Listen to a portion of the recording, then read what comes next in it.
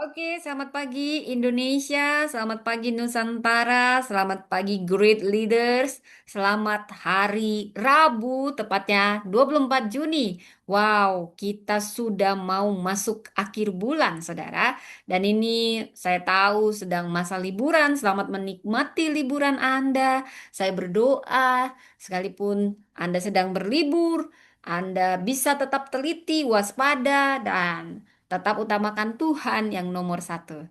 Sembari mungkin Anda sedang masak buat ibu-ibu, buat para sister bersih-bersih, Anda bisa dengarkan firman Tuhan pagi ini yang menguatkan dan saya percaya akan mengubahkan kita. Ada kebenaran firman Tuhan yang menguatkan sekali tentunya.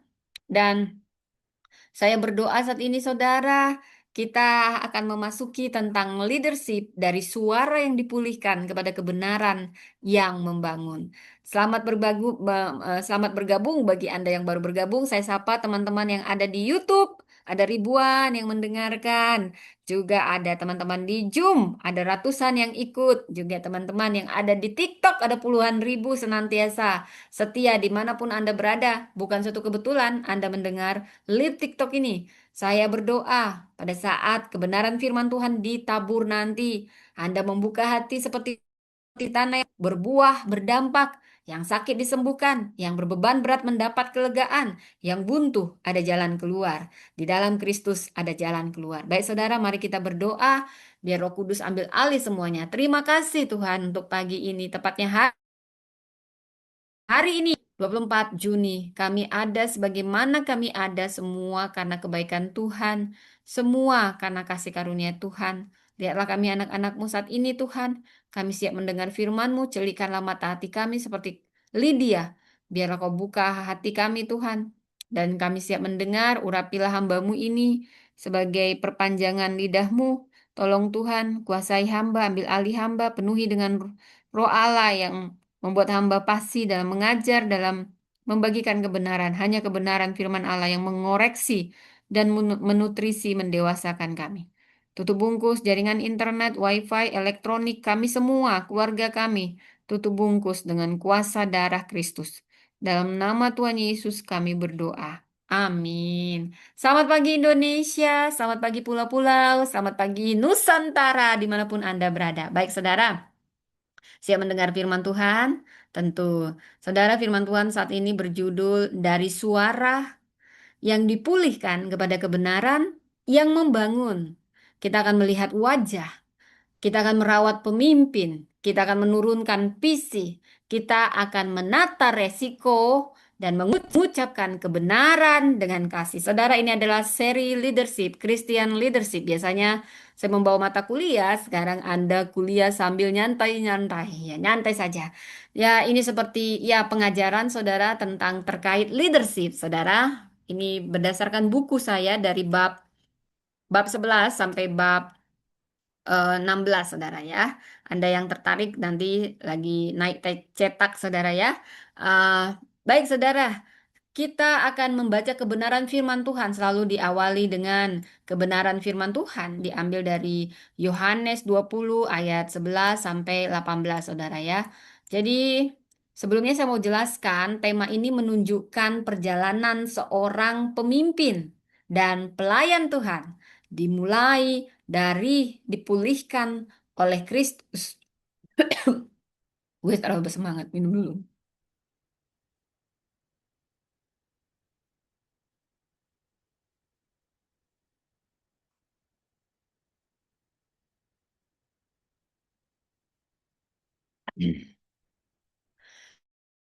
Jadi eh ini menurunkan visi kepada generasinya, mengelola resiko dengan hikmat, lalu menyampaikan kebenaran yang membangun. Jadi kita melihat wajah Yesus memulihkan. Jadi dimulai ayat 11 sampai 18 ini kisah dengan Maria Magdalena. Jadi saya mau mengupas ayat-ayat dulu yang mendasari kita mendengarkan firman Tuhan ini. Dimulai dari Yohanes, jadi nanti Anda siapkan catatan, siapkan Alkitab Anda. Yohanes 12 ayat 11 sampai 18. Kejadian 16 dan juga Kejadian 21, 1 Raja-Raja 19, Nehemia 2 ayat 11 sampai 20, Ester 4 dan 8, Kisah Rasul 18 ayat 24 sampai 28. Jadi ini kepemimpinan Kristiani tidak hanya diuji oleh apa yang kita lihat, tetapi oleh bagaimana kita bersuara, melihat wajah manusia, merawat jiwa, menurunkan visi, menanggung resiko, dan menyampaikan kebenaran dengan kasih. Saudara, kalimat kuncinya di sini, kebenaran yang dipulihkan oleh Kristus harus menjadi suara yang bertanggung jawab. Keputusan yang melihat wajah manusia. Visi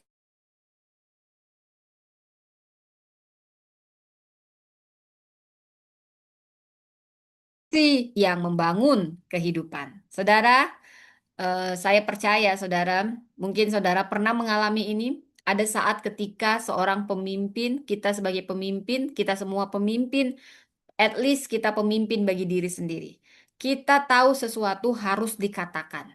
Tetapi kita tidak tahu bagaimana mengatakan. Siapa yang pernah mengalaminya? Saya pernah. Sering.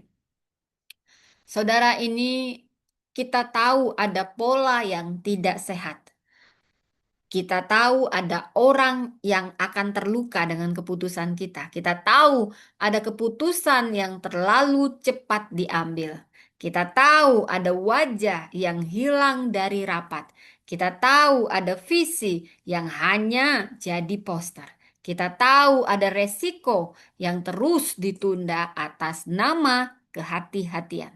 Kita tahu ada percakapan sulit yang sudah terlalu lama dihindari. Tetapi kita juga tahu kalau kita bicara ada harga yang harus dibayar. Kita tahu orang bisa salah paham, hubungan bisa terganggu, struktur bisa merasa terancam, dan kita bisa dianggap tidak tunduk, tidak rohani, terlalu keras, terlalu sensitif, terlalu kritis, atau kita bisa dianggap tidak tahu menjaga nama baik. Saudara, mungkin Anda orang-orang yang pernah merasakan ini, saudara, saya tahu, saya juga pernah di titik ini. Tapi yang perlu diketahui, ini kebenaran itu tinggal lama di dalam hati, saudara. Hanya di dalam hati. Awalnya kita menyebutnya hikmat. Lama-lama kita sadar mungkin bukan hikmat tapi ketakutan. Awalnya kita menyebutnya damai. Lama-lama kita sadar mungkin itu hanya diam yang membuat luka tidak pernah dipulihkan. Jadi kita mendiamkan yang salah dan tidak pernah dipulihkan, saudara. Namun yang perlu diketahui ada bahaya lain. Bahaya lain yang sedang mengintip, saudara. Ada orang yang benar isinya, tetapi salah caranya. Saya pernah, sering, misalnya saya negur seseorang, saya salah cara. Walaupun niat saya baik, isinya benar. Tapi kalau caranya salah, ya jadinya pesannya nggak nyampai, saudara. Mungkin kita menyampaikan kebenaran seperti melempar batu, saudara ya. Kalau dilempar batu gitu orang pasti marah gitu, menghindar ya. Atau kita memakai ayat seperti palu, ketuk-ketuk palu gitu, saudara ya. Jadi seperti penghakiman-penghakiman tajam. Kita menganggap selama faktanya benar, nada kita nggak perlu diperiksa. Apalagi saya ini orang Batak nih, saudara. Kalau khotbahnya saya tegas-tegas banget ini. Saya harus hati-hati dengan ton nada saya, saudara. Ya, walaupun kadang ini perlu pergumulan gitu ya, karena biasa ngomongnya tegas, ngomongnya keras, ngomongnya cepat gitu ya, saudara. Nah, tapi itu seperti palu pada orang-orang tertentu. Kita menganggap selama faktanya benar, nada tidak perlu dikoreksi, tidak perlu diperiksa. Kita merasa karena kita membela kebenaran, kita bebas merendahkan martabat orang lain. Itu artinya hati-hati, artinya kita berada di antara dua bahaya. Diam yang melindungi dan bicara yang benar isinya, tetapi tidak bertanggung jawab. yang Anda bagikan benar, tapi cara Anda salah atau tidak bertanggung jawab, maka sia-sia. Jadi ini bahaya. Jadi ada dua bahaya di antaranya itu. Namun firman Tuhan, suara yang dipulihkan akan terjadi, martabat pun akan terjaga, pemimpin akan dirawat, visi menjadi ritme. Keberanian kita itu harus berhikmat dan komunikasinya membangun. Ya saudara ya,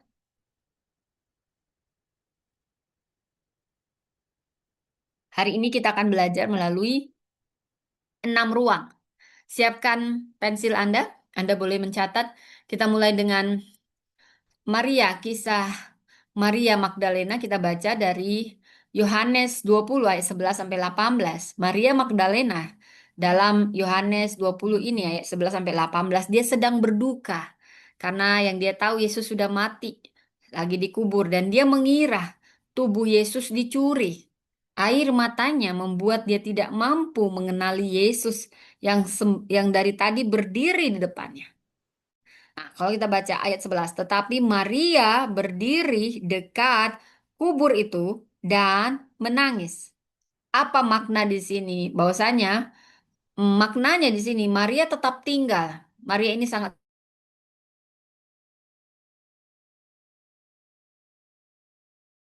setia meninggalkan Yesus. Bahkan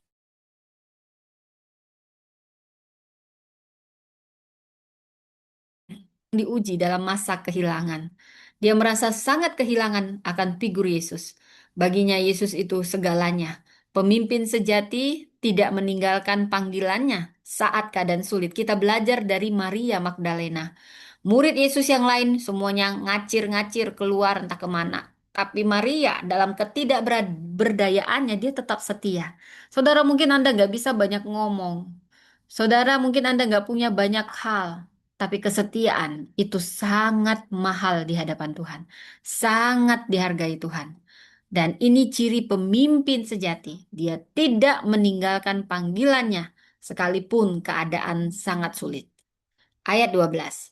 Dan tampaklah kepadanya 2 orang malaikat. Maka Tuhan bekerja. Artinya Tuhan bekerja ketika kita tidak menyadarinya. Pemeliharaan Allah sering tersembunyi di balik air mata. Dan di ayat 13 dikatakan, Tuhan bekerja. Hai ibu, mengapa engkau menangis? Jadi dari sini kita tahu bahwa Allah itu selalu senantiasa memperhatikan kesedihan kita. Tuhan tidak pernah mengabaikan luka emosional kita. Mungkin kamu punya luka, Tuhan mengerti. Dia mengerti bahasa tetesan air mata. Ya saudara. Ya jadi Maria punya luka yang sangat dalam kehilangan Yesus. Dia berpaling ke belakang dan melihat Yesus berdiri di situ. Maria melihat Yesus tetapi belum mengenali Yesus.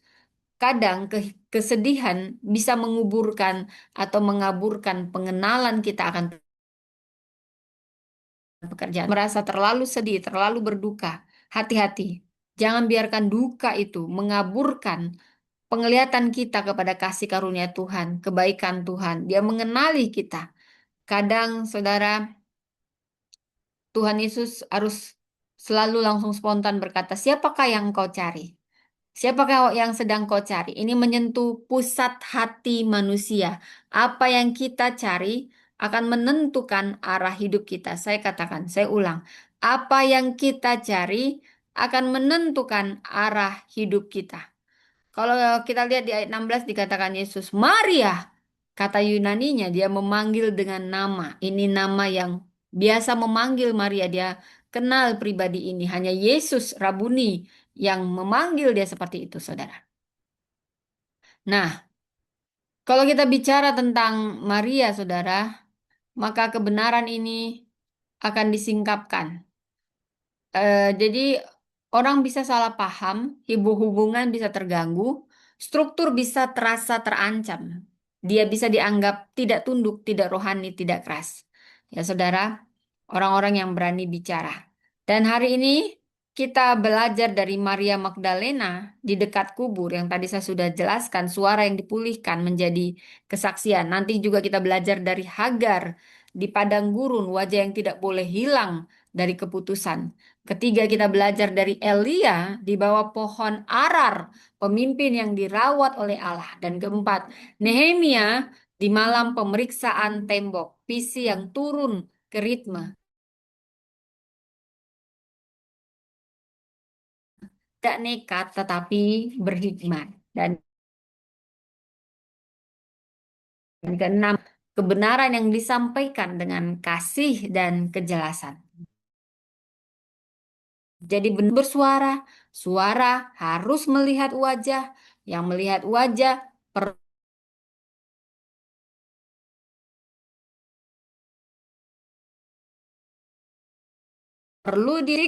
perlu ditanggung, perlu dikomunikasikan dengan kebenaran, kasih, dan kejelasan.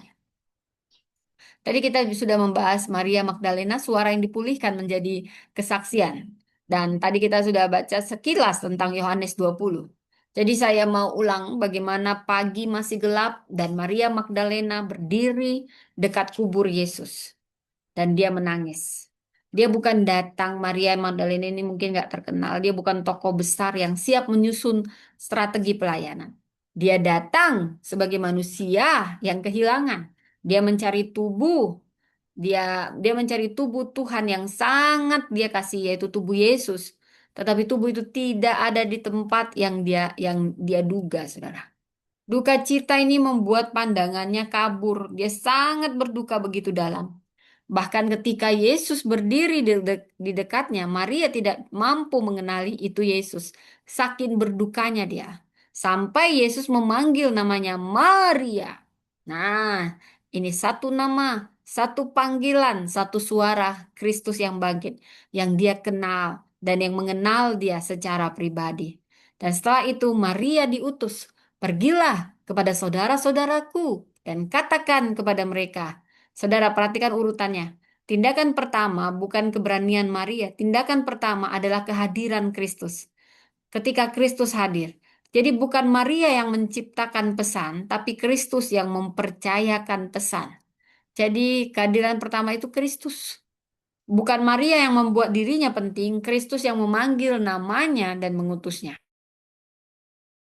Jadi di yang lain kita harus mengalami sentuhan pemulihan Kristus lebih dulu, saudara.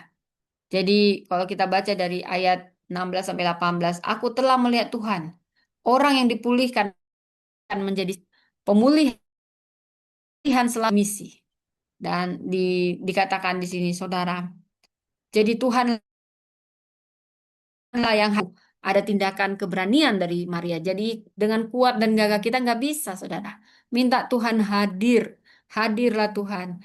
Kristus memanggil namanya dan mengutusnya. Disinilah suara dipulihkan, saudara. Suara Maria tidak lahir dari ambisi untuk menjadi pusat cerita.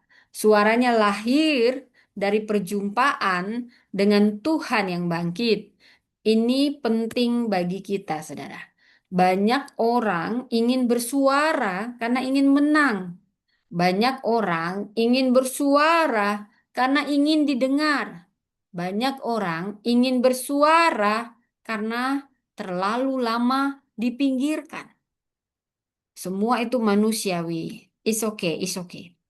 Tapi dalam kepemimpinan Kristiani, suara bukan hanya hak untuk bicara, suara adalah amanat untuk bersaksi dengan benar.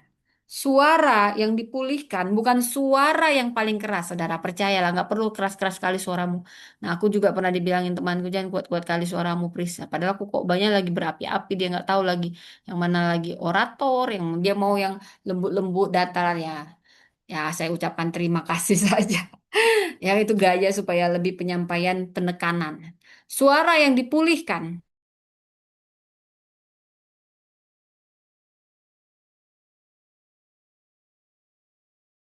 setianya pada kebenaran dan kehidupan.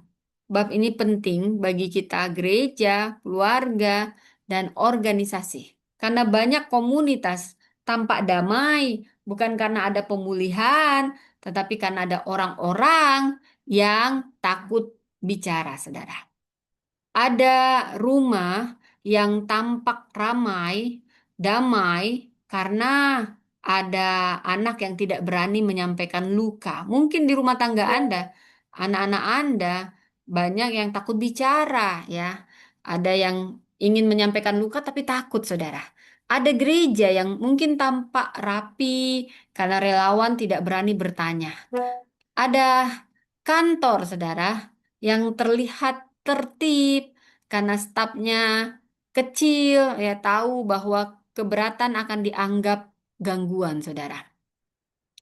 Ada pelayanan yang disebut harmonis karena semua orang belajar menelan kebenaran. Itu bukan damai, itu sunyi, sunyi yang belum ditebus kasih Tuhan. Tetapi suara juga tidak boleh dipakai sembarangan, saudara. Kita tidak dipanggil untuk meledakkan semua isi hati kita tanpa proses. Ingat, ini perlu diproses dulu. Kita tidak dipanggil untuk menyampaikan kebenaran dengan cara yang mempermalukan. Tidak, saudara. Kita tidak dipanggil untuk mengubah luka menjadi amarah yang melukai kembali. Sebenarnya lukanya udah sembuh, dikorek-korek, jadinya ya luka lagi, bahasa sakitnya. Kita tidak dipanggil untuk membuat forum publik yang menjadi tempat pelampiasan, saudara ya. Jadi suara yang dipulihkan harus menjadi kesaksian yang bertanggung jawab. Saya akan ulangi. Suara yang dipulihkan itu harus jadi kesaksian yang bertanggung jawab. Ada 5 langkah, saudara. Bagaimana kita bisa melakukan ini? Kita perlu banyak mendengar sebelum bicara.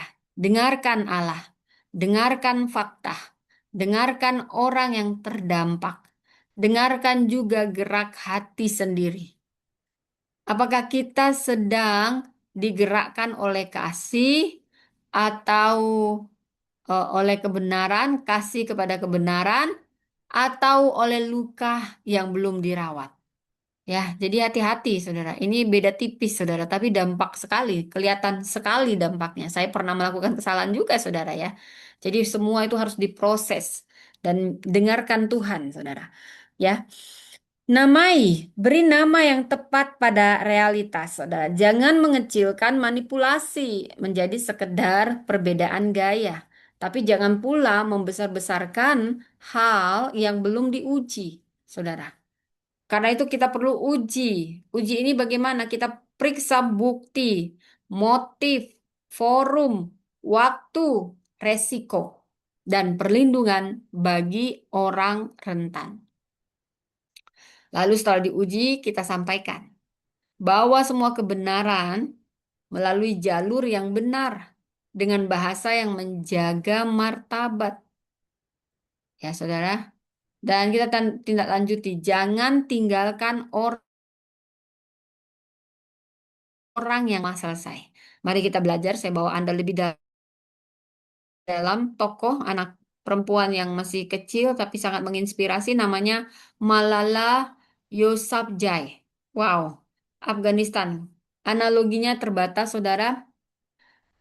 Eh, Suara pendidikan perempuan luas bukan karena dia pegang jabatan tinggi, tapi karena dia berdiri di tengah konteks yang membuat suara itu mahal.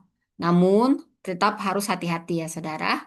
Toko seperti ini bukan ukuran yang membuat suara itu mahal, bukan ukuran bagi semua orang.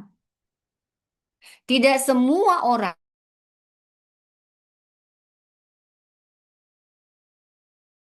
semua orang dipanggil ke panggung global. Yang penting bukan memuja keberanian, tetapi membangun ruang aman agar kebenaran dapat bersaksi tanpa mengorbankan orang rentan. Jadi pertanyaan pertama untuk kita, kebenaran apa yang sudah terlalu lama kita telan sendiri? Dan bagaimana kita dapat menyampaikannya dengan benar, bukan meledakkannya sembarangan, saudara. Lalu kita belajar dari Hagar, ya, sekilas tentang Hagar dari Kejadian 16 ayat 1 sampai 6. Jadi Sarai memberikan Hagar kepada Abram. Konflik sering lahir dari solusi manusia yang mendahului Tuhan. Jadi nggak perlu membantu Tuhan sebenarnya, tapi tunggu waktunya Tuhan. Pemimpin harus hati-hati terhadap keputusan yang lahir dari ketidaksabaran. Malaikat Tuhan menjumpainya dekat suatu mata air. Ini punya makna yang dalam, matsa, menemukan. Jadi Allah mencari Hagar. Ini pelajaran kepemimpinan, saudara, di mana Allah mencari Hagar. Kita tahu pemimpin yang baik, itulah yang mencari yang terluka, bukan hanya yang kuat. Engkaulah El Roy. Ini Kejadian 16 ayat 13. El Roy, Allah yang melihat. Hagar adalah orang pertama dalam Alkitab melihat orang yang sering diabaikan manusia. Percayalah. Dan dari Kejadian 21 ayat 4 sampai 9 dikatakan Hagar dan Ismail diusir. Allah mendengar suara anak itu, maka dia diberi nama Ismail. Allah mendengar. Pemimpin sering menangis dalam kesendirian. Kenapa Tuhan mendengarnya? Jadi pemimpin yang sehat belajar melihat mereka yang tidak terlihat. Hagar, ini bisa disebut wajah yang tidak boleh hilang dari keputusan. Setelah suara dipulihkan, kita masuk ke kritis berikutnya. Wajah yang hilang. Dari Kejadian 16, ini membawa dan Sarah. Rumah itu memegang janji Allah, tetapi juga menyimpan kegelisahan manusia. Sarai belum memiliki anak, lukanya sangat nyata, dia terluka sebagai seorang perempuan yang sangat panjang, namun luka yang tidak dibawa dengan benar kepada Tuhan, ini jadi tekanan kepada orang lain. Luka yang tidak dibawa secara benar kepada Tuhan akan dapat berubah tekanan kepada orang lain. Hagar ini perempuan Mesir dan hamba Sarai. Dia masuk ke dalam cerita. Halo sayang, anakku ya. Anakku lagi ganggu. Kalau udah besar mau jadi apa? Dokter dan pendeta. Bilang dong sama orang-orang. Aku mau jadi dokter dan pendeta, tuh bilang. Aku jadi dokter dan pendeta. Oke, kalau gitu harus rajin belajar. Jar. Cuma madu. Nah, mandi ya, makan. Nanti mau jalan-jalan. Lagi liburan, saudara ya.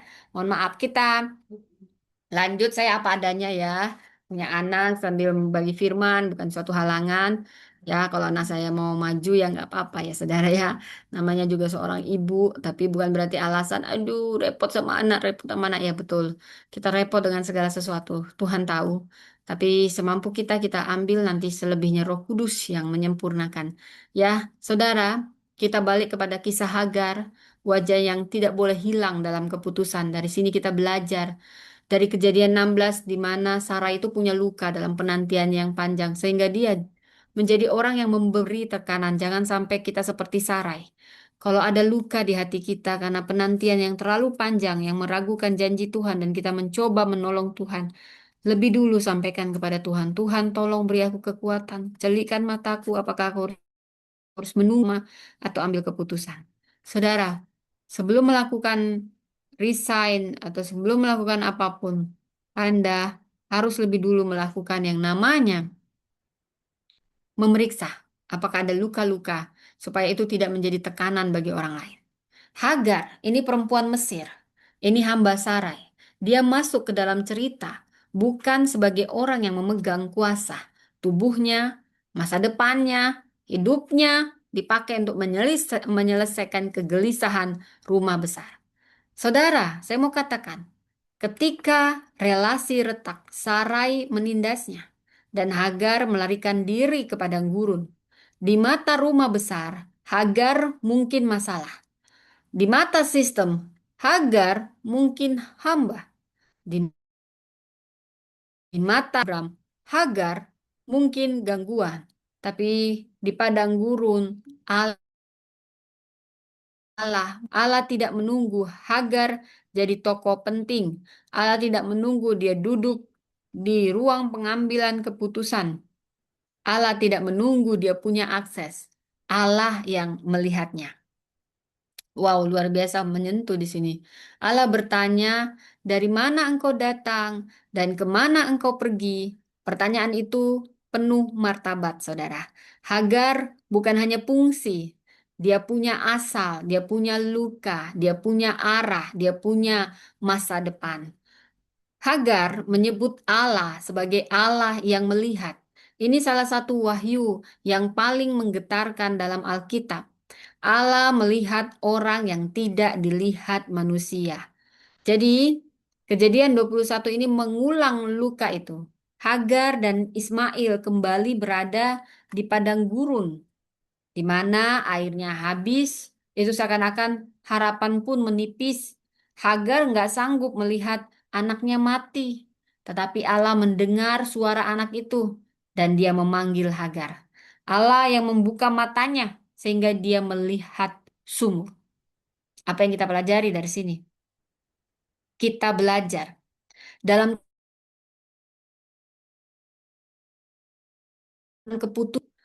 keputusan manusia yang retak. Allah tetap melihat wajah yang disingkirkan. Mungkin Anda disingkirkan.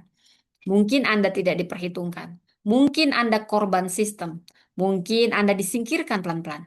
Ini bab yang sangat tajam bagi kepemimpinan. Banyak keputusan tidak tampak kejam di permukaan, pada sebenarnya kejam. Ada korban seseorang yang tidak bisa bersuara. Mungkin kita mendengar kalimatnya administratif, kontraknya tidak diperpanjang. Mungkin Anda pernah mengalami ini, kontrak Anda tidak diperpanjang, anggarannya tidak cukup.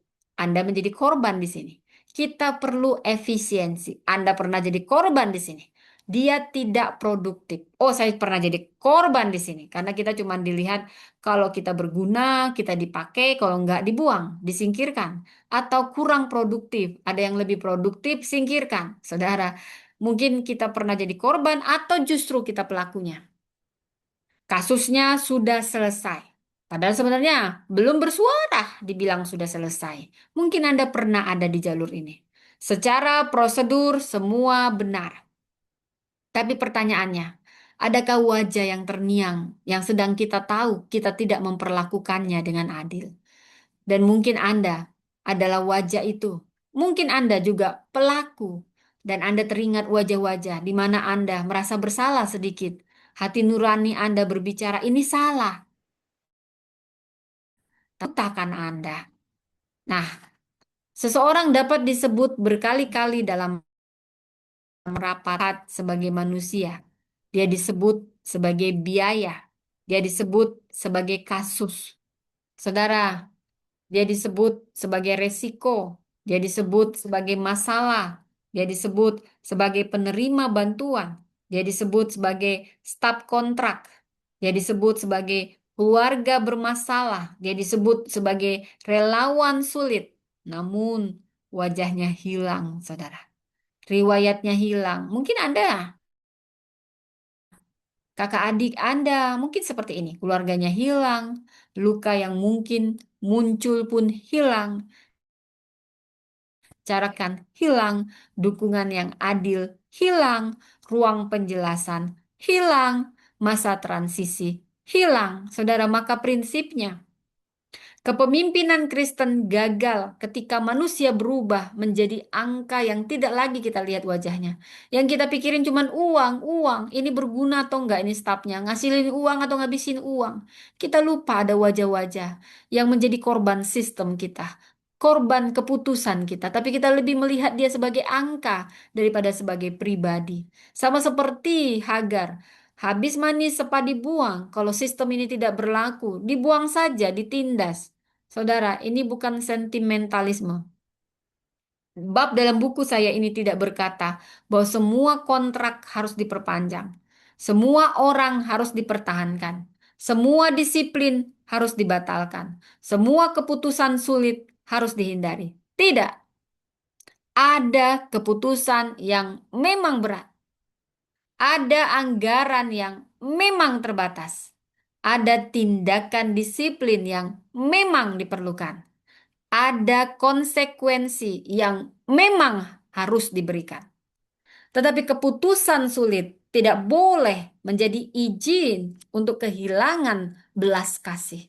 Jangan sampai kita orang Kristen nggak punya belas kasih. Semua kita lihat di wajah orang angka, angka,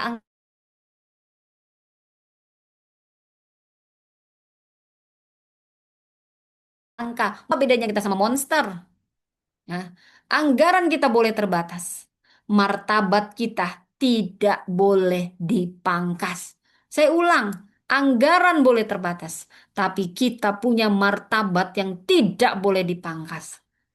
Saya mau membawa satu contoh namanya Rosa Parks. Ini analogi yang terbatas, tapi kuat. Dia sering diingat karena dia menolak memberikan kursinya dalam sistem segregasi rasial. Itu peristiwa bukan sekedar soal tempat duduk, itu soal martabat, saudara.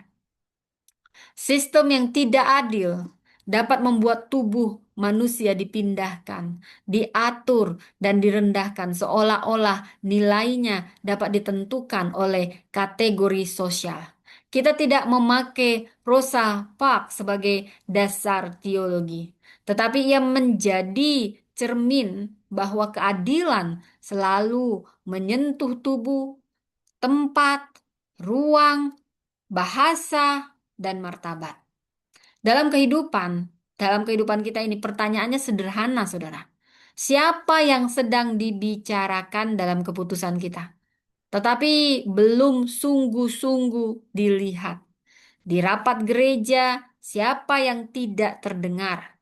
Di keluarga, siapa yang selalu diminta mengalah? Di kantor, siapa yang paling menanggung akibat efisiensi? Di pelayanan, siapa yang paling sering dipakai tetapi jarang didengar? Di kampus, siapa mahasiswa yang disebut lemah tetapi sebenarnya tidak pernah didampingi? Sebelum memutuskan, sebut wajahnya. Sebelum menilai, dengar cerita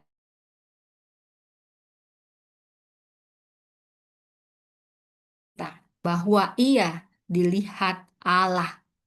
Saudara yang keempat, Elia, pemimpin yang dirawat. Kita belajar dari kisah Elia, saudara. Mari buka firman Tuhan, saudara. Dari Elia, bagaimana kisahnya sangat menyentuh. Elia, kita bisa baca kisahnya di 1 Raja-Raja 19. Jadi saya ceritakan secara ringkas. Kisah ini menceritakan bagaimana setelah kemenangan besar di Gunung Karmel, Elia mengalami kelelahan yang berat.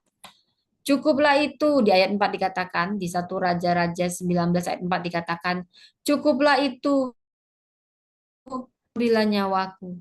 Di sini Elia mengalami rohani. Saya sering dituntut-tuntut perfect sebagai hamba Tuhan, sebagai anak mama saya dari keluarga saya, dituntut perfect, perfect, perfect. Saya nggak pernah ditanya lelah atau tidak. Kadang juga kebaikan ya. Untuk satu bungkus nasi aja juga karena orang kaya nggak usah dikasih. Dia biasa nggak dibayar, nggak dikasih, nggak apa-apa. Nggak dipikirkan kita secara fisik mau ngomong gimana gitu ya saudara. Tapi kalau Anda pemimpin, jangan seperti itu. Jangan kuras habis orang-orang yang berlelah. Ingat, dia juga masih manusia, bukan malaikat. Dia bisa lelah. Jangan mampatkan habis-habisan, saudara, orang yang baik. Paling tidak kasihlah makannya. Kalau udah nggak dibayar, kasihlah makan siang. Jangan sekalian ini ya, dia yang buat ini semua, dia nanti dia juga nabur. Parah seperti ini. Padahal ada hamba Tuhan juga. Kau nggak bisa ngasih banyak, dia udah nolong. Kok kasih makan? Kasih makanan yang enak ya. Cemilan, begitu. Ya, karena ada namanya kelelahan fisik seorang hamba Tuhan. Lalu Allah di ayat 5 sampai 8, Allah memberi tidur, makanan, air, istirahat. Di sini kita diberi pelajaran bahwa Tuhan tidak langsung memberi khotbah. Tuhan memberi pemulihan lebih dulu. Di sini prinsip yang perlu kita lihat, pemimpin yang kelelahan butuh perawatan, bukan penghakiman. Banyak yang kita hakimi sebagai pemimpin,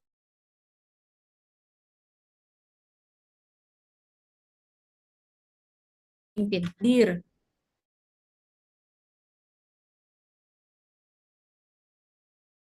api,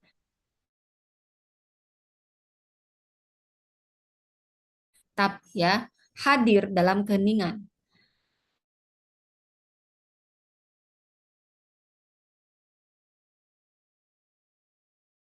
Komisi Nehemia 2 ayat 11 sampai 20, ayat 11 sampai 15 ini menceritakan bagaimana Nehemia melakukan survei malam hari. Di sini maknanya dia tidak langsung mengumumkan rencana, Saudara. Tapi di sini memberi pelajaran pemimpin bijaksana itu mengamati, menganalisis, berdoa, baru berbicara. Jadi kita bangun kembali tembok Yerusalem. Kita perhatikan Nehemia berkata kita. Jadi bukan kalian. Ini punya makna yang dalam. Visi menjadi kuat ketika kita menjadi milik bersama. Ayat 18. Mereka ya, ini kita udah masuk bahwasanya pemimpin harus menyediakan ruang untuk mendengar Tuhan. Nah, kisah Elia tadi yang kelelahan, ada pemimpin yang terus melihat wajah orang lain, tetapi wajahnya sendiri perlahan hilang. Dia menjadi fungsi. Mungkin dia pengkhotbah, dia pengurus, dia seorang ibu atau seorang ayah atau seorang koordinator atau seorang gembala, penanggung jawab, pengambil keputusan, penyelesai masalah.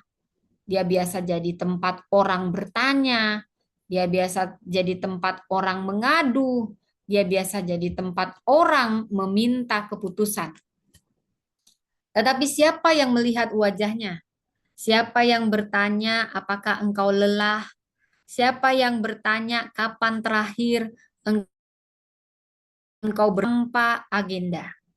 Saudara, siapa yang bertanya, apakah pelayanan ini sedang membentukmu atau menghabisimu, saudara? Dari 1 Raja-Raja 19, ini membawa kita kepada kisah Elia. Elia baru saja menyaksikan kuasa Allah di Gunung Karmel. Itu momen besar. Apinya turun. Nabi-nabi Baal dipermalukan. Umat melihat bahwa Tuhan adalah Allah. Secara publik itu kemenangan besar.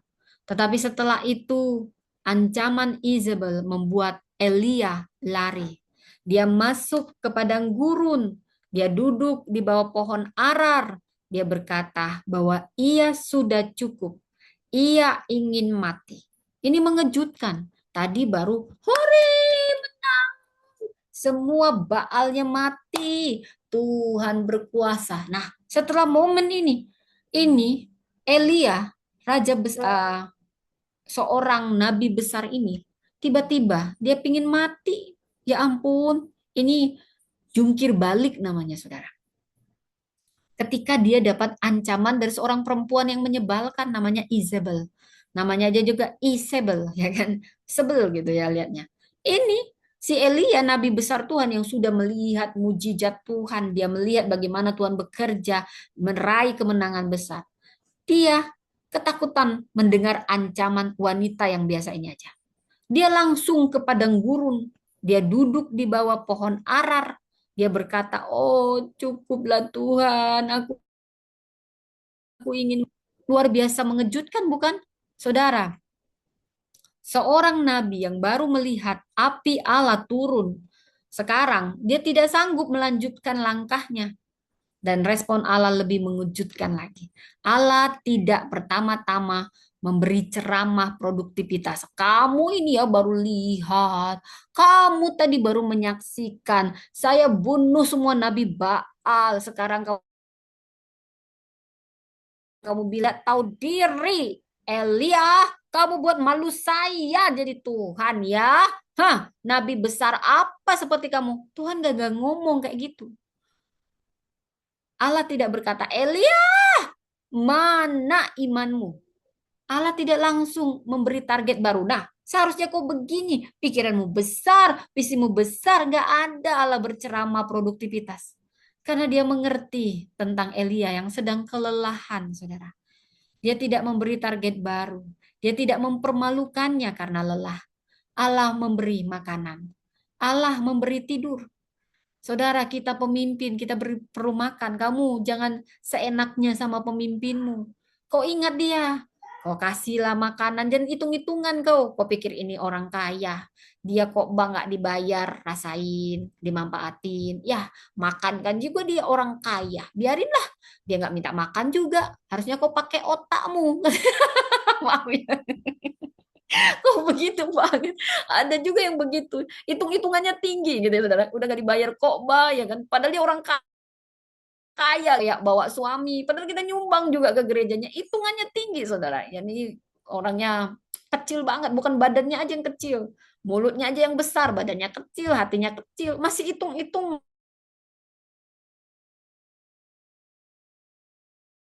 gitu. HP sama dia. Kadang kalau dia lagi suka dengar kok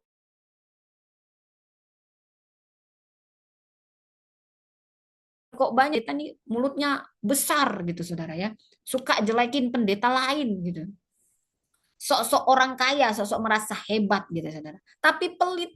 Dia lihat ini, padahal dia nggak pernah juga ngasih bantuan sama pelayanan orang gitu ya. Tapi menghakimi orang segitunya, padahal dia punya banyak dosa, punya banyak ketidaksempurnaan. Tapi kalau ngakimin orang nomor satu, udah gitu pelit juga saudara. Perhitungan dia lihat ini, dia hitung-hitung, dia ini kan penghok nggak dibayar, yang lain saya bayar. Dia cuma saya manfaatin karena orang kaya. Makan pun dihitung nggak usah. Oh kemarin saya traktir tapi sekarang nggak saya traktir karena kok banyak nyindir pernikahan saya. Oh bertobatlah kok pendeta kayak gini. Bertobat ya. Ya udah capek-capek kok perlakukan. Ada hukum tabur tuai bos.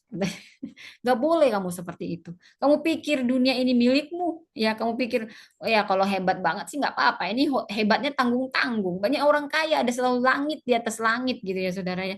Tapi ya sombongnya minta ampun memperlakukan hamba Tuhan.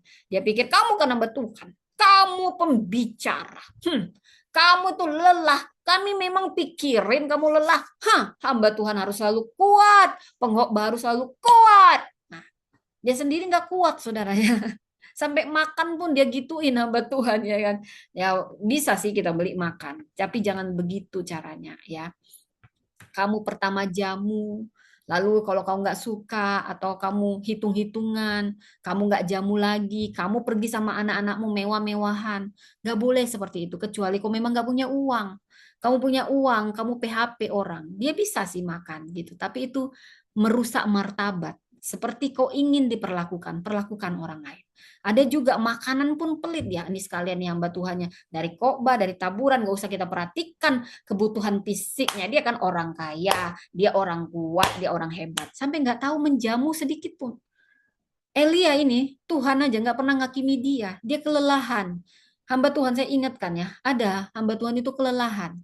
Jangan kok hitung-hitungan karena dia orang kaya. Emangnya kamu yang buat dia kaya? Kan enggak. Sampai kamu nggak tahu menjamu, sampai kamu nggak tahu ramah. Bertobatlah kamu, supaya kau diberkati. Kau kan juga ingin dijamu. Jamulah orang lain. Jangan kau hitung karena dia orang kaya, nggak usah dijamu. Siapa kamu? Ya, ini Elia. Kadang kita lupa memperlakukan hamba Tuhan dengan baik. Tapi Tuhan sendiri paham. Tuhan memberi makanan. Dia menidurkan Elia yang baru capek, nggak ada yang ngargai dia karena dia baik, cuma dimanfaatin doang. Makanan aja pun nggak disediain, dihitung-hitung. Dia orang kaya, dia ini. Elia orang baik. Saya tahu tuh rasanya. Kalau Anda tahu ini, bertobatlah Anda. Paling tidak kau kasih makanan, dia lelah, ya kan? Jangan kau kasih cuma minuman, itu pun minuman udah berhari-hari gitu ya. Oh dia bawa minuman sendiri, ya udahlah makanan pun makanan sendiri. Kalau kau bisa kasih, kasihlah, ya kan? Kenapa kok hitung-hitungan di situ? Jadi karena ada namanya kelelahan fisik, saudara. Allah memberi makanan, Allah memberi tidur pada Elia, Allah memberi kehadiran, Allah bertanya, Allah menyatakan diri bukan terutama dalam angin besar, gempa, atau api, tetapi dalam suara yang lembut. Allah memberi arah baru. Allah juga mengingatkan bahwa Elia bukan satu-satunya orang yang tersisa. Saudara, Allah tidak hanya mengutus pemimpin, saudara. Ya, Allah juga merawat pemimpin agar panggilan tidak dimakan keletihan. Allah memperhatikan sampai makanan pun dia perhatiin, saudara. Karena dia tahu ini lelah hamba Tuhannya diporotin terus, dihabisi terus, nggak ada yang bawa makan, udah nggak dibayar, mentang-mentang ditolaknya, nah, makanan pun nggak disajikan. karena dianggap ini orang kaya, baik. Paling tidak kau jamulah. Bukan untuk hamba Tuhan itu. Justru kau yang menjamu wanita Sunem yang begitu murah hati, ya kan? Gak usah pun mahal-mahal, entah kau beri kayak sepantasnya udah jam makan siang lewat, ya kan? Tak ada kau kasih gorengan pun tak kau kasih. Ah ini hamba tuannya udah sekalian dia, cuman udah nabur dia, gak dibayar dia, makan siang pun tak kau kasih, ya kan? Ya karena dia kan capek cari makan siang, dia udah lelahnya saat itu. Kalau dia bisa dia beli dimanapun, bisa. Ini saya ngajarin bagaimana menjamu. Jangan kau hanya tahu menjamu orang-orang sekuler, hamba Tuhan yang karena ini dia sekalian gak usah dijamu dia. Mau gorengan juga kagak usah, minuman juga kagak usah. Dia nolak amplop. Sampai kau nggak tahu dia itu masih manusia, dia itu lelahnya saat itu. Kau sediakan kian. Tahu nggak berkatnya itu bukan sama dia, sama kamu yang tahu memperlakukan orang. Seorang sekuler tahu kau perlakukan. Hamba Tuhan yang baik, sekalian kau manfaatin habis-habisan. Kamu yang rugi. Hamba Tuhan itu diperhatikan Tuhan. Tapi Tuhan ingat bagaimana. Kau tahu melakukan yang benar. Kau tahan-tahan. Karena apa? Manfaatkan. Manfaatkan. Ajas manfaat. Nggak diminta. Nggak diminta. Kau pakai dong otak. Ya, maaf. Pakai dong pikiran. Sebagaimana kau tahu, kalau dia pun nggak mau minum-minum aqua, mau minum. Itu udah jam 1 lewat, dia berkhotbah, nggak kau kasih makan ya. Dia cari makanan susah, tempatnya susah ya. Ada juga yang begini ya kan. Karena ada namanya kelelahan. Merasa tidak dihargai, saudara. Dia masih manusia. Kelelahan itu bukan bukti otomatis kesetiaan. Saudara, kadang kelelahan adalah bagian dari musim pelayanan yang berat. Banyak hamba Tuhan udah berat gitu loh, saudara. Paling tidak kau kasih ingat, kau makan. Nggak perlu harus mahal, saudara. Karena kelelahan itu yang buat orang emosi, saudara. Ya, jadi kelelahan itu alarm bahwa tubuh, relasi, jiwa ini terlalu lama diabaikan. Saudara, emang kita masih dalam bukan dalam daging, saudara ya. Jadi dalam banyak budaya pelayanan, pemimpin yang selalu tersedia dianggap paling rohani. Salah, saudara. Oh dia orang kaya, mau dalam ini. Gak salah kok jamu dia. Kalau dia nolak, kau jamulah lewat makanan. Kalau kau nggak sanggup bawa, kau buatlah sendiri. Ya ampun, itu udah jam makan siang. Ya, jangan kau habisi. Ya, aduh parah begini kayak gini. Nanti pelayananmu nggak maju-maju karena kau nggak tahu menghargai hamba Tuhan yang baik. Ya, jadi dalam banyak budaya pelayanan, pemimpin selalu dianggap yang paling rohani itu yang tersedia, nggak bisa dijamu, nggak usah ini. Dia masih manusia, bos. Ya, jadi yang selalu menjawab pesan dianggap yang paling setia, yang nggak pernah berkata tidak dianggap paling dewasa. Padahal kita nggak perlu harus hadir meskipun hancur dianggap teladan. Tapi Alkitab tidak memperlakukan manusia sebagai mesin rohani. Elia perlu makan, kita pemimpin perlu makan. Elia perlu tidur, kita juga perlu istirahat. Elia perlu didengar, Elia perlu ditanya, Elia perlu dibentuk ulang. Siapa kita? Elia aja sekali bernabi besar perlu ini semua. Apalagi Anda sebagai pemimpin, pendeta, dan juga pendeta yang lain. Gantung pada satu manusia yang memikul semuanya sendirian. Kita bisa memakai Simone Biles sebagai analogi modern terbatas saat ini. Dia seorang atlet tingkat dunia yang mengakui batas dalam tekanan performa. Banyak orang dipaksa memikirkan ulang relasi antara prestasi, keselamatan, kesehatan mental, dan ekspektasi publik. Ini bukan dasar teologis, dan tidak semua keputusan atlet dapat disamakan dengan pelayanan. Tetapi analoginya jelas. Manusia yang terus dipaksa tampil dapat kehilangan kemampuan menjaga dirinya dan orang lain. Dalam kepemimpinan, pemimpin yang tidak dirawat dapat kehilangan kelembutan, kejernihan, dan integritas sebelum ia sadar bahwa dirinya terluka. Saudara, Elia memberi kita 5 kata. Tidur, kita perlu tidur. Doa, kita perlu doa. Batas, kita perlu batas. Kita perlu sahabat, kita perlu evaluasi. Tidur, Apakah keputusan penting saya lahir dari kejernihan atau dari tubuh yang terlalu lama dipaksa? Doa, apakah doa saya hanya daftar tugas rohani atau ruang jujur di hadapan Allah? Batas, apa yang harus dikatakan cukup sebelum kerusakan menjadi budaya? Sahabat, siapa yang boleh melihat saya lemah dan bertanya dengan jujur? Saudara, kita perlu mengevaluasi apakah ini lelah biasa atau ini situasi yang butuh pendampingan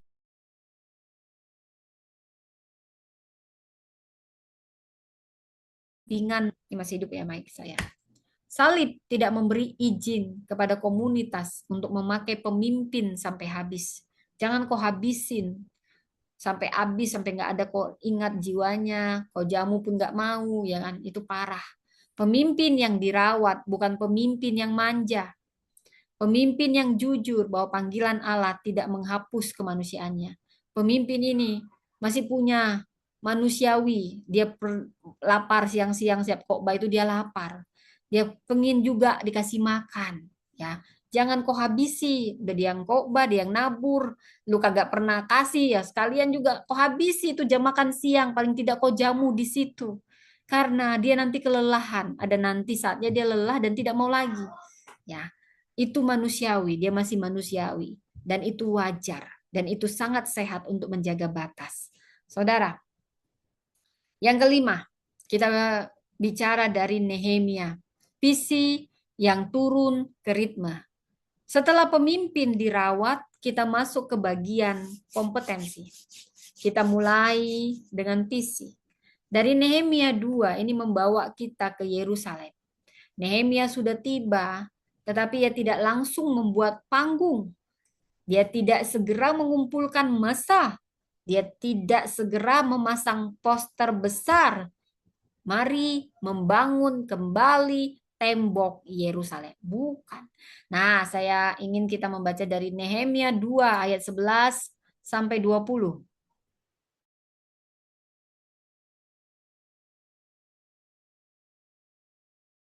Dikatakannya dia tidak langsung mengumumkan rencana. Pemimpin bijaksana mengamati, baru bicara. Saudara, ayat 17, mari kita bangun kembali tembok Yerusalem. Perhatikan, Nehemia berkata kita, bukan kalian. Maknanya visi menjadi kuat ketika menjadi milik bersama. Di ayat 18 dikatakan, mereka menjawab, kami siap untuk membangun. Apa pelajarannya di sini? Visi harus diturunkan sampai menjadi keyakinan tim.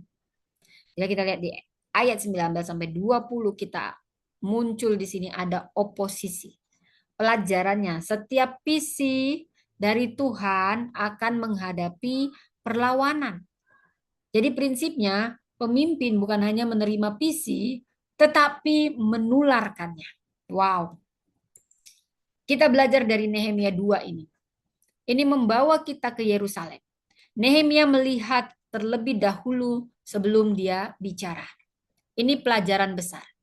Visi tidak lahir dari mata yang menolak kenyataan. Saya ulang. Visi tidak lahir dari mata yang menolak kenyataan. Pemimpin yang visioner bukan orang yang menutup reruntuhan dengan bahasa rohani. Ia melihat reruntuhan dengan jujur. Ia melihat batu yang hancur. Ia melihat jalan yang tidak dapat dilalui. Ia melihat gerbang yang terbakar. Ia melihat rasa malu kota.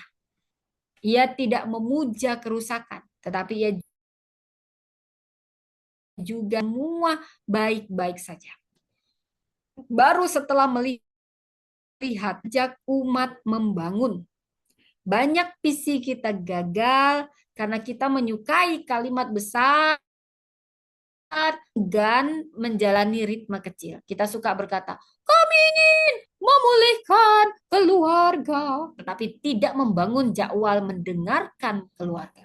Kita suka berkata, kami ingin melahirkan pemimpin, tetapi kita tidak membuat ruang mentoring yang konsisten. Kita suka berkata, kami ingin pelayanan yang ramah anak muda, tapi kita tidak mau mendengarkan pertanyaan mereka yang tidak rapi. Kita mungkin suka berkata, kami ingin organisasi berintegritas, tetapi kita tidak meninjau insentif yang membuat orang berbohong. Visi yang hanya ingin diucapkan, tetapi tidak mengubah ritme, ini akan menjadi dekorasi rohani. Visi harus masuk kalender. Visi harus masuk anggaran. Visi harus masuk cara rapat. Visi harus masuk pembinaan orang. Visi harus masuk keputusan apa yang dihentikan, ditunda, dan dikurangi. Visi harus masuk akuntabilitas. Dalam sejarah modern, Florence Nightingale dapat menjadi analogi menarik. Ya, tidak hanya dikenal karena hati belas kasih, tapi juga karena dia menurunkan kepedulian menjadi sistem. Seperti sanitasi, data, manajemen perawatan, dan reformasi keperawatan. Sekali lagi, dia bukan sumber teologi kita. Dia hanya analogi yang terbatas tapi menolong. Jadi dia punya belas kasih yang tidak turun, dia membuat belas kasih yang tidak turun menjadi sistem akan sering habis sebagai sentimen. Visi yang sehat itu mencari ritme agar kehidupan sungguh-sungguh ditolong. Begitu juga gereja. Visi tidak cukup menjadi tema tahunan.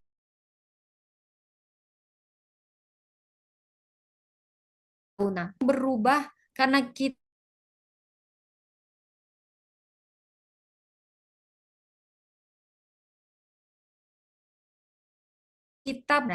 ya, arah panggilan, apa arah ketaatan yang Tuhan perjelas. Dan dari reruntuhan, kenyataan apa yang harus dilihat jujur. Ada wajah manusia, siapa yang harus menjadi lebih aman, bertumbuh, atau dipulihkan. Jadi ritme 7 hari, tindakan berulang apa yang harus masuk kalender minggu ini. Prioritas dan batas apa yang harus dihentikan atau dikurangi. Sumber daya dan rekan, siapa yang perlu diajak. Ukuran kesetiaan, tanda kecil apa yang menunjukkan kita berjalan benar. Akuntabilitas, siapa yang boleh bertanya tentang kemajuan dan kesehatan proses. Visi yang sejati tidak hanya membuat orang terinspirasi. Visi yang sejati ini menolong orang setia membangun. Kita belajar dari Esther. Keberanian yang menata resiko. Kita baca ada banyak ayatnya. Jadi Esther 4 dan 8 lah ya. Dan saya memberi bagaimana menata resiko dengan hikmat. Ini perlu. Menata resiko itu harus dengan hikmat. Resiko bisa, itu sesuatu yang tidak bisa dihindari, saudara ya. Tapi menata resiko dengan penuh hikmat itu penting sekali, saudara ya. Kita baca dari Esther 4 dan Esther 8. Esther 4 ayat 14. Siapa tahu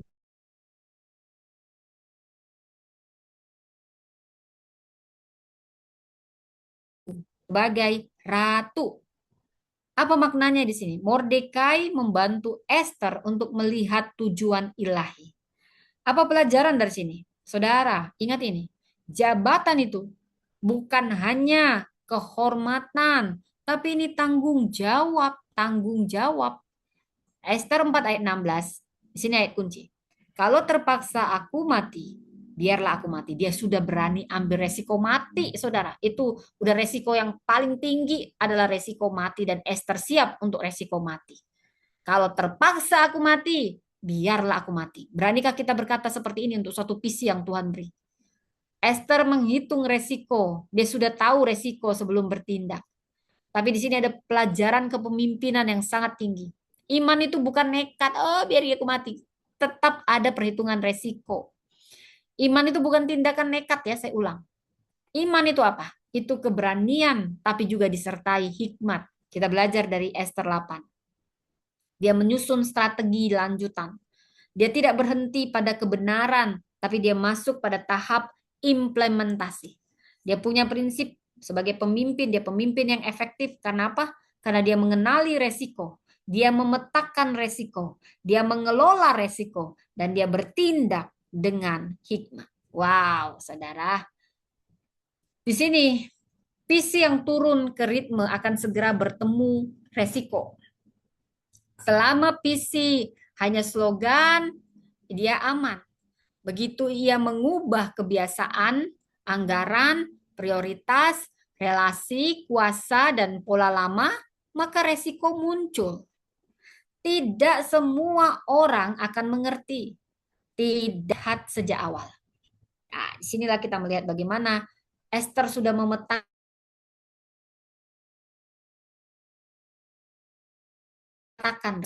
menghadap raja. Itu benar. Tetapi keberanian Esther tidak selesai dalam satu momen dramatis. Setelah Haman jatuh, masalah belum selesai, belum berakhir, titah sudah dikeluarkan atas nama raja. Tidak dapat dibatalkan begitu saja. Esther kembali memohon. Mordekai menyusun keputusan baru. Surat dikirim, utusan bergerak. Orang-orang Yahudi diberi ruang mempertahankan hidup. Artinya, keberanian itu bukan hanya berani masuk seperti Esther berani masuk ke ruang raja. Keberanian itu ada proses di situ.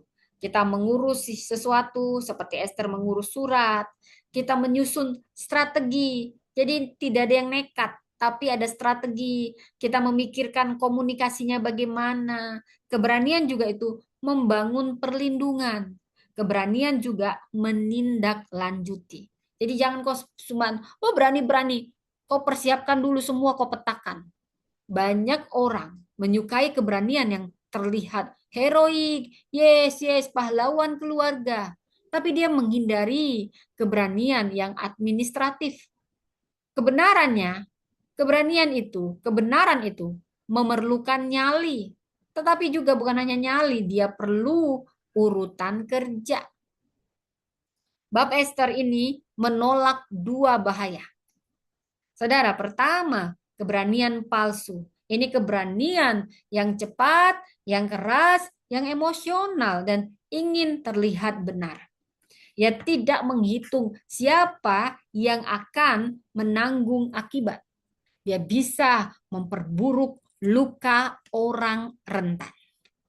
Saudara, kedua, kita perlu cermat kehati-hatian yang palsu. Ini kehati-hatian yang terus minta waktu, terus menunggu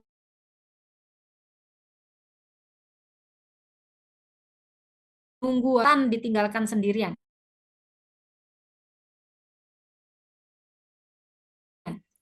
Untuk apa? Untuk melindungi kenyamanan. Tahukah Anda? Keberanian Kristiani bukan berarti kita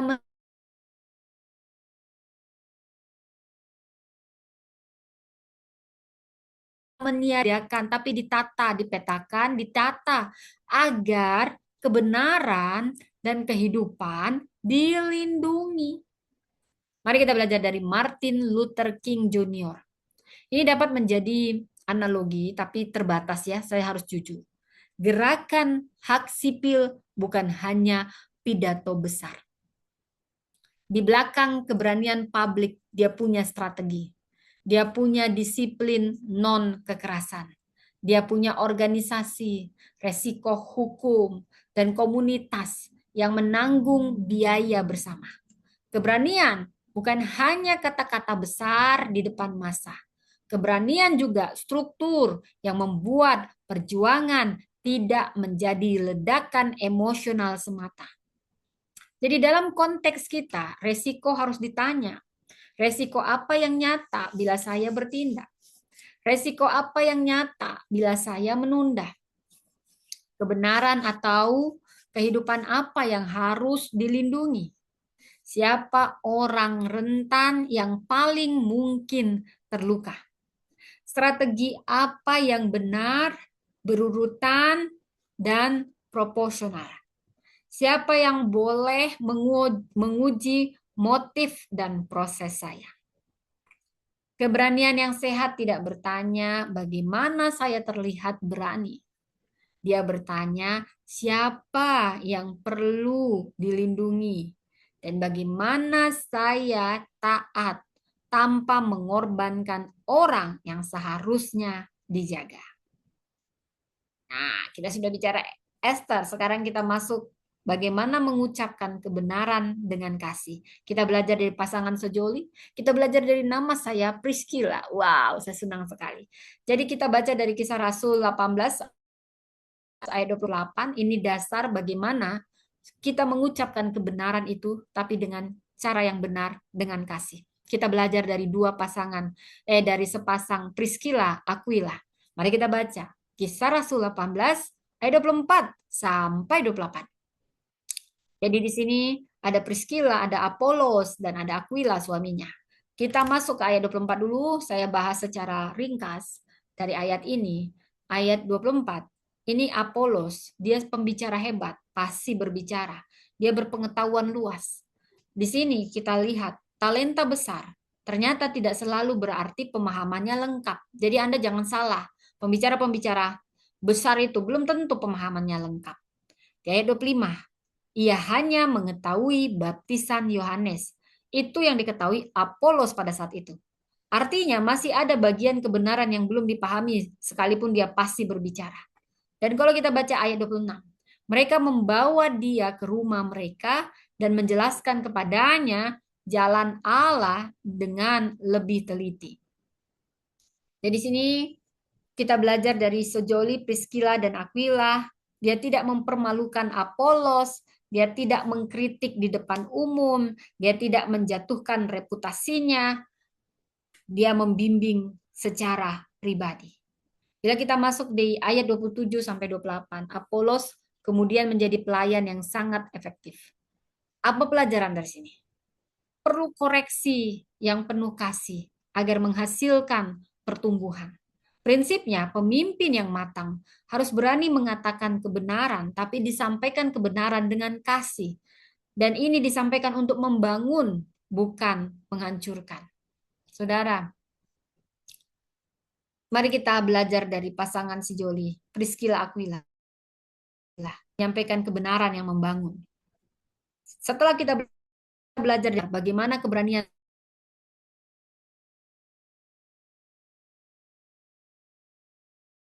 ratu harus disampaikan. Dari Kisah Rasul 18 tadi, saya sudah jelasin Apolos pasti berbicara, kuat dalam kitab suci, sangat semangat, tapi pemahamannya belum lengkap. Priscilla Aquila mendengarnya, dan mereka tidak pernah mempermalukannya di depan umum. Jangan suka mempermalukan orang di depan umum. Kamu nih hamba-hamba Tuhan, yang kamu punya waktu, ya fotoin hamba Tuhan, jam tangannya kamu permalukan, kamu ungkit soal keuangannya, ini pendeta besar ya, ada yang pendeta begini. Isi TikToknya semua mempermalukan hamba Tuhan. Udah jemaatnya juga nggak seberapa, dia juga nggak seberapa. Ini karena iri dengki nih dasarnya. Saya kalau lihat orang kayak gini gemes saya. Sampai jam tangan dia sempet loh. Ngapain kau urusin jam tangan hamba Tuhan? Kau permalukan dia, mungkin ada dosa hamba Tuhan ketahuan. Hamba Tuhan ternyata memperkosa, ya kan? Ya sudah, nggak usah kau ya itu perlu kita waspadai. Tapi kita nggak perlu meneruskan aib-aib orang. Apalagi kalau kita sendiri punya aib. Kita punya aib dalam pernikahan kita, mungkin kita 2 kali menikah, tapi mulut kita ini cepat menghakimi orang. Dia pendeta besar, ya saya tidak memungkiri ada pendeta yang makan uang. Tapi nggak semua pendeta demikian. Nggak perlu kok catat mobilnya, kok catat. Dia kan juga punya usaha, kan kok nggak tahu air mata dia. Dan biar itu jadi bagian Tuhan, kau perhatikan aja jemaatmu. Ya, Apalagi kamu yang nggak menjamu hamba Tuhan hanya karena kamu kikir, pelit, ya karena kau pikir orang kaya hamba Tuhan. Ya, yang lain kau jamu, cuman dia nggak kau jamu kau manfaatin. Tapi sempat-sempatnya kau ngatain hamba Tuhan, jam tangannya inilah, nggak urusanmu itu. Uruslah apa yang menjadi bagianmu. Pelajari dari situ. Tegur dengan kasih, jangan pernah mempermalukan sesama hamba Tuhan. Kalau kau nggak nyebut namanya hanya sebagai contoh untuk pelajaran, nggak masalah karena tidak ada yang dipermalukan. Itu hanya contoh-contoh kehidupan. Tapi fotonya kau buat, jam tangannya kau buat karena dia punya gereja besar. Nggak semua pendeta gereja besar itu makan uang. Justru mereka yang lebih dulu. Bukan hanya 10%, 100% mereka beri. Emang kamu siapa? Emang pendeta itu nggak bisa kaya? Kan dia punya usaha. Jangan kau pikir semua kalau pendeta kaya, dia makan uang. Saudara, justru mungkin kamu yang makan uang. Hal kecil aja kamu gak jujur. Ya kan? Banyak yang kayak gini saya lihat. Nah, kita kembali kepada tadi. Mari kita belajar dari Priscilla dan Aquila. Apollo salah, tapi dia tidak mempermalukan. Jangan lagi kita mempermalukan orang. Apalagi kita bukan siapa-siapa, banyak tingkah, bertobatlah kau. Ya kan? Mereka juga Priscilla Aquila ini tidak membiarkan kekurangannya terus berjalan atas nama sopan santun. Mereka membawa Apolos ke samping, lalu menjelaskan jalan Allah dengan lebih tepat. Di sini kita lihat komunikasi yang matang. Ada kebenaran, tetapi bukan kebenaran yang memukul. Ada kasih, tetapi bukan kasih yang kabur. Ada kejelasan, tetapi bukan kejelasan yang merendahkan. Banyak pemimpin jatuh pada salah satu dari dua ekstrim. Ekstrim pertama tajam, tapi nggak ada kasih.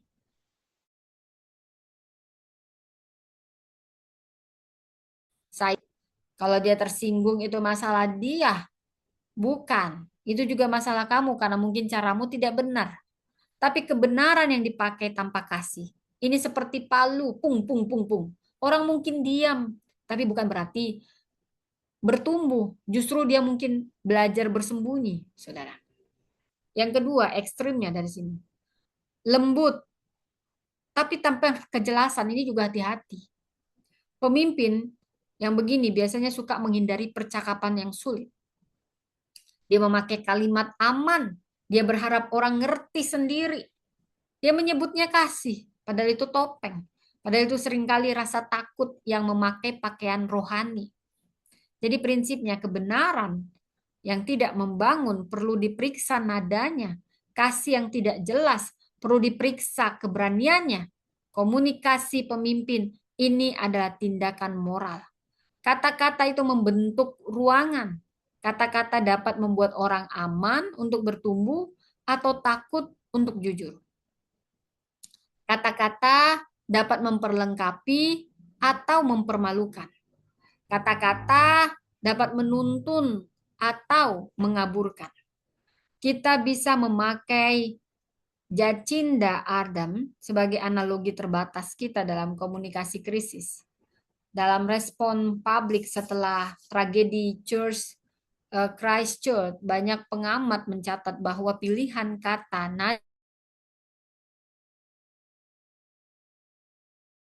ada dan memberi panggung pada pelaku, tetapi mengarahkan belas kasih kepada korban dan komunitas yang terluka.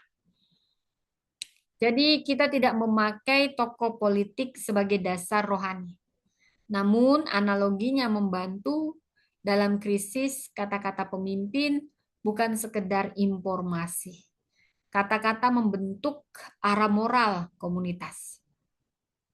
Maka sebelum percakapan sulit, kita perlu pakai 3 kata ini. Truth, love, clarity. Kebenaran. Truth. Apa yang benar-benar terjadi? Apa dampaknya? Prinsip apa yang perlu dipulihkan? Lalu love, kasih. Bagaimana saya melihat orang ini sebagai penyandang martabat, bukan sumber masalah. Kemudian ada kejelasan. Apa satu perubahan yang diharapkan? Satu langkah tindak lanjut dan kapan akan ditinjau kembali? Kalimat sederhana dapat dimulai seperti ini. Yang saya lihat adalah Nah, dampaknya bagi tim adalah, bagi saya adalah, dan yang perlu diubah apa? Nah, jadi saya bersedia mendampingi dengan ada batas. Kita akan meninjau kembali pada kalimat seperti ini tidak menyelesaikan semua masalah, tetapi dia mencegah dua bahaya menyerang pribadi atau mengambangkan maksud. Kebenaran yang membangun bukan sekedar benar, dia menolong orang bertumbuh menuju Kristus.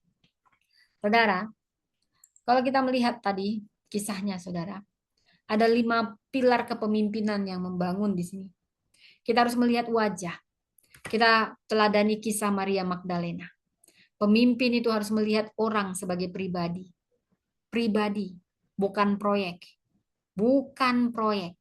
Kalau proyek, maka kalau kurang-kurang produktif atau ada yang lebih, pasti Anda singkirkan. Yang kedua, merawat pemimpin. Dari kisah Hagar dan Elia. Pemimpin yang sehat memperhatikan luka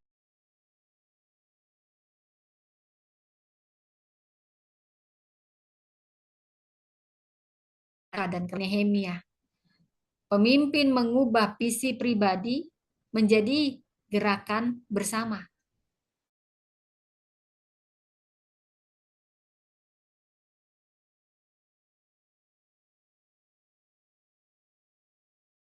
Perhitungan, ada hikmat di situ. Kemudian kita belajar dari Priscilla dan Aquila, bagaimana kita mengucapkan kebenaran tapi dengan cara yang benar, dengan kasih.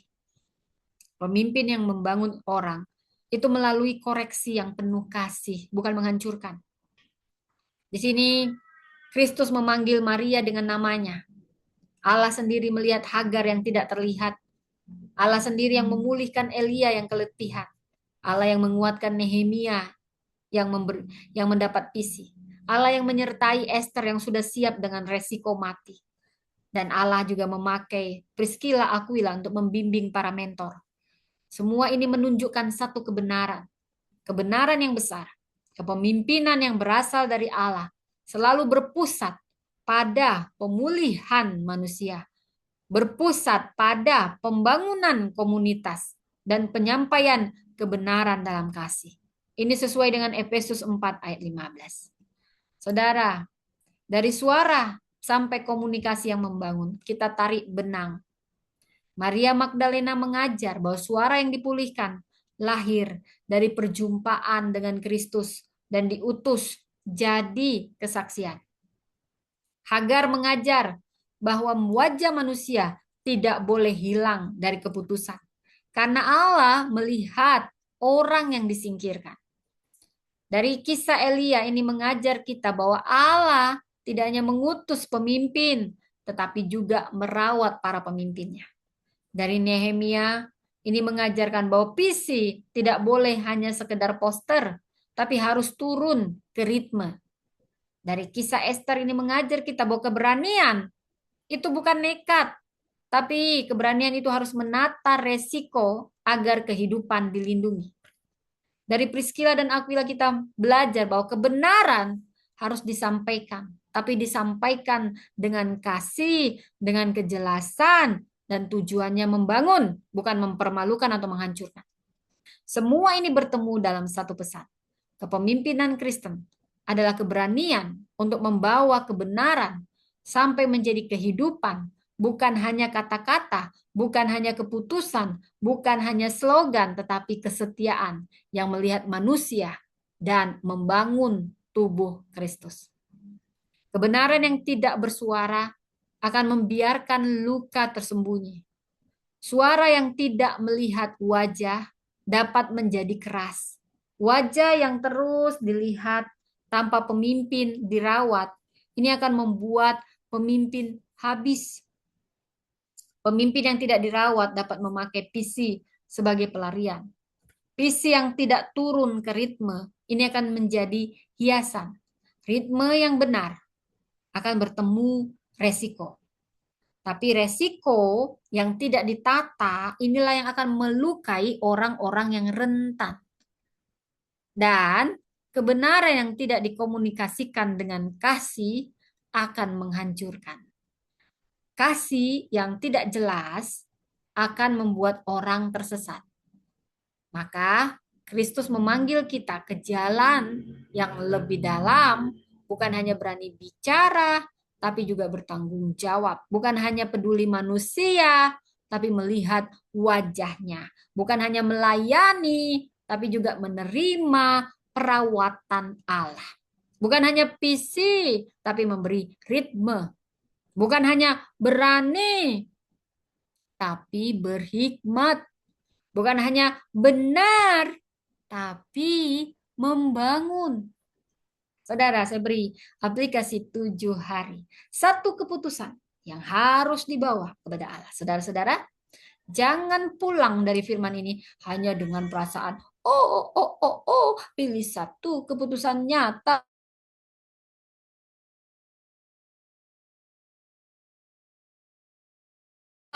Pertama, suara. Apakah ada kebenaran yang perlu disampaikan?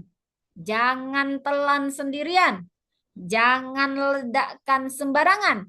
Dengar, namai, uji, sampaikan, tindak lanjuti.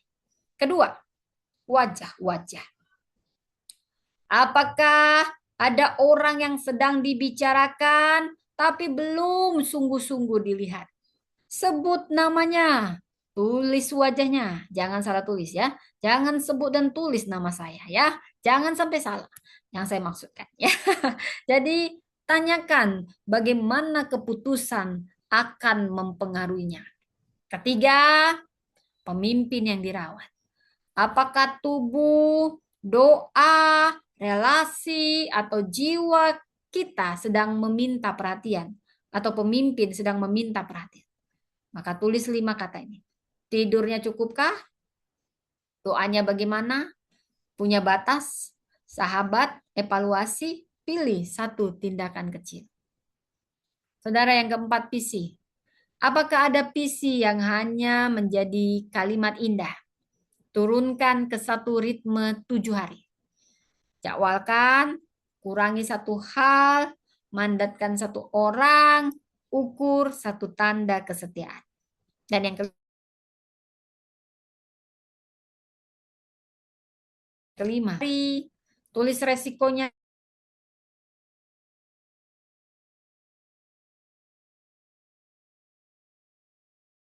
bila akuntabilitasnya. Keenam, komunikasi. Apakah ada percakapan sulit yang harus dilakukan? Tulis 3 kolom. Truth, love, clarity. Siapkan kalimat pembuka yang tenang. Jangan mulai dari semua masalah. Mulailah dari satu keputusan. Karena warisan tidak hanya dibentuk oleh keputusan besar yang terlihat. Warisan dibentuk oleh keputusan kecil yang setia.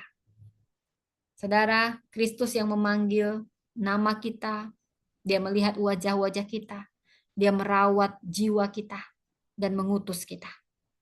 Pada akhirnya, semua ini membawa kita kembali kepada Kristus. Kristus memanggil Maria dengan namanya. Kristus adalah Allah yang melihat Hagar di padang gurun. Dia juga akan melihat kita semua di padang gurun kita.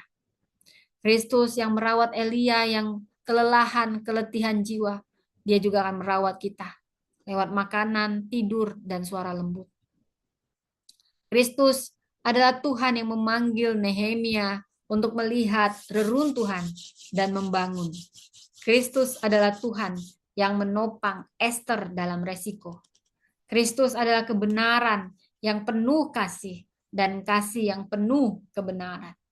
Di dalam Kristus kita tidak dipanggil menjadi pemimpin yang hanya tampak kuat.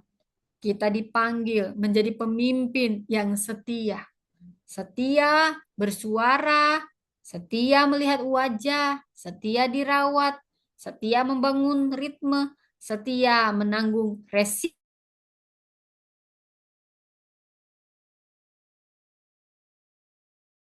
resiko saat ini. Mungkin Anda duduk di ruang rapat, di meja makan, di kelas, di ruang pelayanan, di kantor, you name it, atau di kamar doa. Ingat 6 pertanyaan ini. Apa yang harus saya sampaikan? Bagian mana dari hidup saya yang perlu dirawat? Visi apa yang harus turun jadi ritme? Resiko apa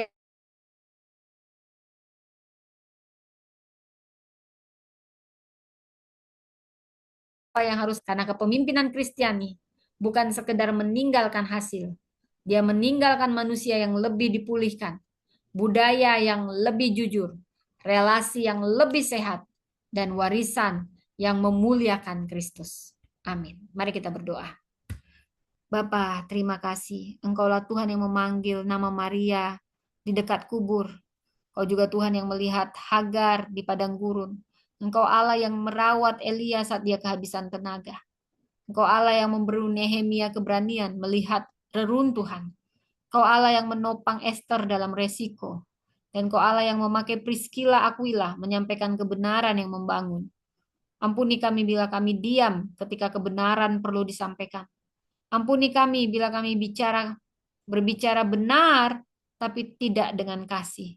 Ampuni kami bila keputusan kami menghapus wajah manusia. Ampuni kami bila kami memakai visi sebagai hiasan, keberanian sebagai panggung, atau kasih sebagai alasan tidak jelas. Pulihkan suara kami, lembutkan mata kami, agar melihat manusia, rawat jiwa kami, agar panggilan tidak dimakan kelelahan. Turunkan visi kami ke ritme yang setia. Beri kami keberanian yang berhikmat. Kuduskan kata-kata kami, agar membangun, bukan menghancurkan.